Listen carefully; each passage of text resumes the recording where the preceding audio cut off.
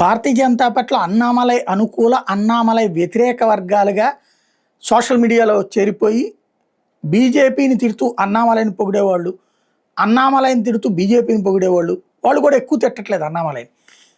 అన్నామలై ఏదో పొరపాటు చేసేళ్లే అనే టైప్లో చెప్తున్నారు. ఇట్లాంటి ఒక కథనం చూద్దాం. మిస్టర్ అన్నామలై, కన్ఫ్యూజ్ చేయొద్దు సోదరా.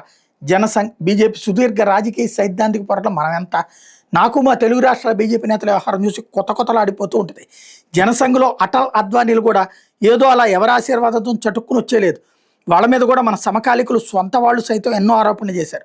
రాష్ట్రంలో అధికారం సాధించినప్పుడు ఎమర్జెన్సీలో ఆర్ఎస్ఎస్తో ఉండొద్దని కూటమి నేతలు ఒత్తిడి చేసినప్పుడు అభిప్రాయ భేదాలు కొండంతలై బద్దలయ్యాయి. అయోధ్య ఉద్యమం తర్వాత రాష్ట్రాల అధికారం కోల్పోయినప్పుడు కూడా అంతే. ఇంకా గుజరాత్ వంటి రాష్ట్రాలు అయితే నిత్యఘర్షణే ఉంటుంది. మోడీనే రాష్ట్రానికి రాకుండా రాజకీయం నడిచింది. పార్టీని వీడి బయటకు వెళ్ళిన వాళ్ళు కూడా తక్కువేం కాదు. ముఖ్యంగా ప్రజల్లో పాపులర్ అయ్యి పార్టీ లోపల పొసగని వాళ్ళు, పార్టీలో మేధావులు ఉండి 10 ఓట్లు తెచ్చుకోలేని వాళ్ళు, ఇలా అన్ని రకాల వాళ్ళు ఉన్నారు. ఏ పార్టీకి లేని ఇంకో పెద్ద ఒత్తిడి బీజేపీకి ఉంటుంది. రాజకీయాలు ఓనమాలు తెలియని వాడెవరో ఆర్ఎస్ఎస్ నుంచి వచ్చి అప్పటి వరకు ఉన్న మహానుభావులను టైట్ చేస్తూ ఉంటాడు. మిస్టర్ అన్నామలై, అందరికంటే నువ్వు చాలా అదృష్టవంతుడు. రాజకీయ అనుభవం లేకపోయినా కొద్ది రోజుల్లోనే ఏకంగా ఒక రాష్ట్రానికి పార్టీ అధ్యక్షుడు అయిపోయావు. అంటే నీలో స్పార్క్ ఉందని అధిష్టానం గుర్తించినట్టే కదా. 4 పదులు నిండని వయసులోని నేరుగా అమిత్ షాని, మోడీని కలిసి చర్చలు చేయగలుగుతున్నావు. తలపండిన నిత్య రాజకీయ యోధులతో మాట్లాడి ఒప్పించగలుగుతున్నావు. నిశ్చయంగా నువ్వు తెలివైన వాడివే, ప్రజలను ఆకట్టుకోగలిగిన వాడివే. మాటల్లో వాడి, వ్యూహాల్లో వేడి ఉన్నదని తెలుస్తూనే ఉంది. అన్నీ ఉన్నా ఉండాల్సిన ఏదో లోపించింది. అది నీలో కాదు, పార్టీలో కాదు, అది తమిళ ప్రజల్లో. కోపం తెచ్చుకోవద్దు కానీ అది కరడుగట్టిన ద్రవిడ కొండ. మా హైదరాబాద్లో జవహర్ నగర్లో ఉన్న చెత్త గుట్ట లాంటిది. ఆ గుట్టను తొలగించడానికి మామూలు ప్రయత్నాలు సరిపోవు. బోల్డ్ అంతమంది నిపుణులు రకరకాలుగా ప్రయత్నించాలి. ఎంత చెత్త తొలగించినా మళ్ళీ చేరుతూనే ఉంటుంది. పాప నువ్వు కూడా నిపుణువే. ప్రజలకు ఆ దుర్గంధం నుంచి విముక్తి కలిగించేందుకు మంచి టూల్స్ పట్టుకుని దిగావు. కానీ ఇప్పటికే పనిచేస్తున్న వాళ్ళది ఒక తీరు, పైనుంచి పర్యవేక్షణ చేస్తున్న వాళ్ళది ఒక ఐడియా ఉంటాయి కదా. వాళ్ళని కలుపుకుపోవాలి. ఎంత పై వాళ్ళు అంటున్నా కింద వాళ్ళతో కూడా సఖ్యత కావాలి. ఇప్పటికే ఆ మురికిలో పనిచేస్తున్న వాళ్ళకి కొంచెం మురికి అంటడం సహజం. దాన్ని ఆవగించుకోకూడదు. నీకు ఇవన్నీ తెలియవు అని కాదు.